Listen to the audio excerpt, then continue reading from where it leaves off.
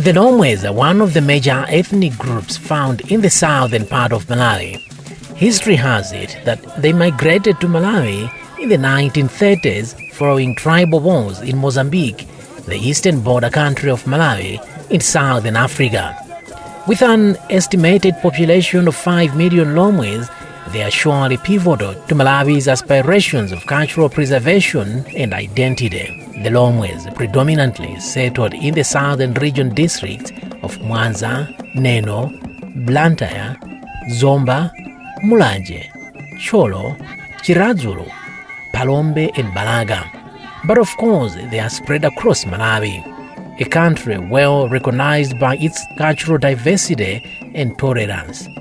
25th October 2008 will forever be embedded in the Lhomwe's annals of legacy because it is the day former Malawi President, the late Professor Bingu Mutharika, officially launched the Mlakho Alhomwe cultural heritage. Unanimously proclaimed a visionary and a dreamer whose dreams came to fruition habitually. Bingu's launch of the festival was to preserve the Lhomwe culture in a dynamic world that has seen the dilution of several African cultures with a rampant modernization. 17 years later, at the latest edition of the Mlakho Alhomwe Cultural Heritage Festival at Chonde in Mulanje, southern Malawi, Bingu's younger brother, Professor Arthur Peter Mutharika, laid bare the details behind the concept of the festival. A former president of Malawi himself, Peter Mutharika, now a patron of Mlakho Alhomwe, told the gathering that the idea was conceived in 1982, 1,000 miles from Malawi. The event is held over 3 days, but the climax is on the third day with the closing ceremony, a usually auspicious occasion. The patron did not mince words to denounce child labor, human trafficking, and marginalization of the girl child in as far as education pursuit is concerned. That must change. This is amazing. Let all the girls go to school, period.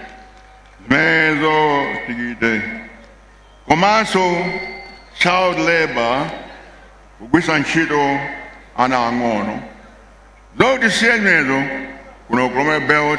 human trafficking. I'm at human trafficking. You say human trafficking, I know. It's very common. Mozambique, and that kind of thing. I know that. I have the evidence. They pay my fumu. That's what I say. I can Lhomwe bells. But the culture, I mean, human traffic. Then but that must stop once for all. The 17th edition of Mlakho Alhomwe was celebrated from 4th to 6th October under the theme Unity for a Common Purpose.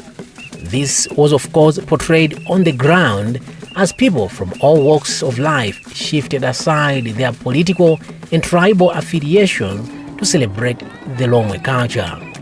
Some of the notable figures that graced the occasion were Aford President Enoch Chihana and his deputy Timothy Mtambo, UTM patron Newton Kambala, and second deputy speaker of the Malawi Parliament Aisha Mambo Adams. The Chewa Heritage Foundation and other tribal groups' attendance also validated the 2024 Mlakho Alhomwe theme.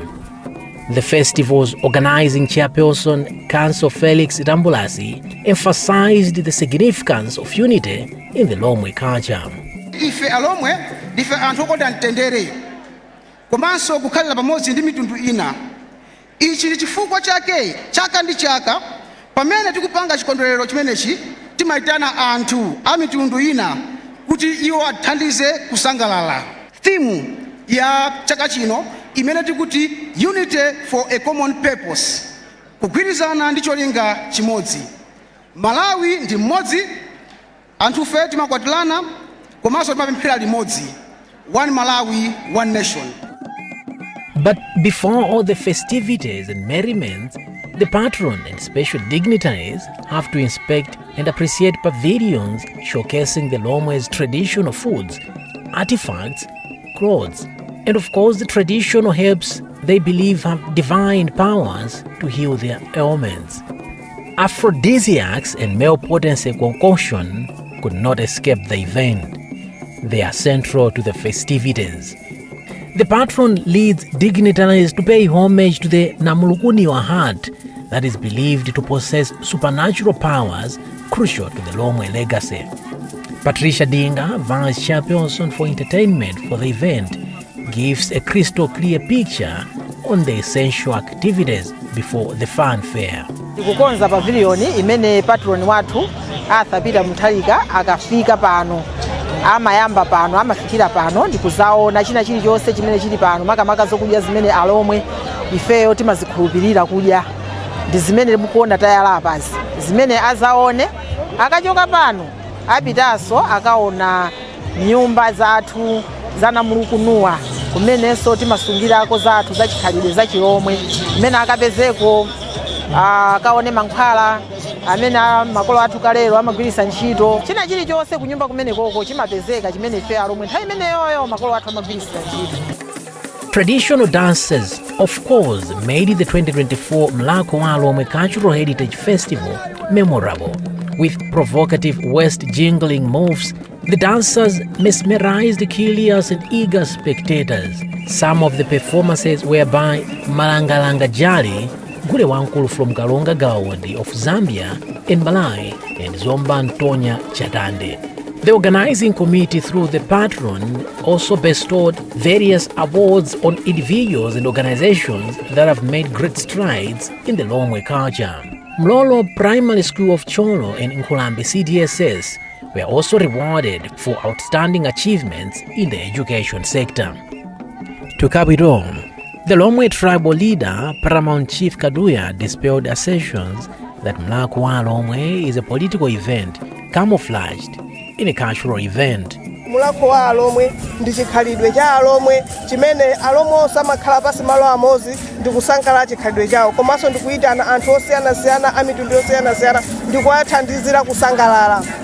Tinene kuti ngati andale alimo amabwera ngati Mulhomwe sabwera ngati munthu andale koma andalewo pobwera tsiku la lero akubwera ngati iwo ngati ndi Mulhomwe osati wandale koma akapita saidi inayo kaya afuna kachitise misonkhano kuti akupita ngati wandale komano onse amene abwera pano sanabwere ngati andale koma abwera ngati pokhala kuti iwo ndi Mulhomwe ayenera kubwera lero tsiku la lero kusangalala chikhalidwe chawo. Several organizations took advantage of the mammoth gathering to promote their goods and services. The Malawi Communications Regulatory Authority (MACRA) held a consumer awareness campaign for people to know their rights as ICT consumers, data privacy, and promote safety. Free internet was provided to all to stream and share the wonderful moments.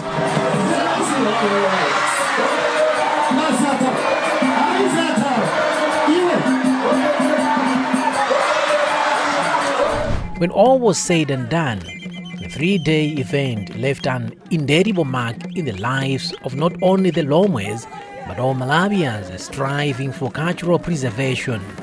Alhomwe, no peer.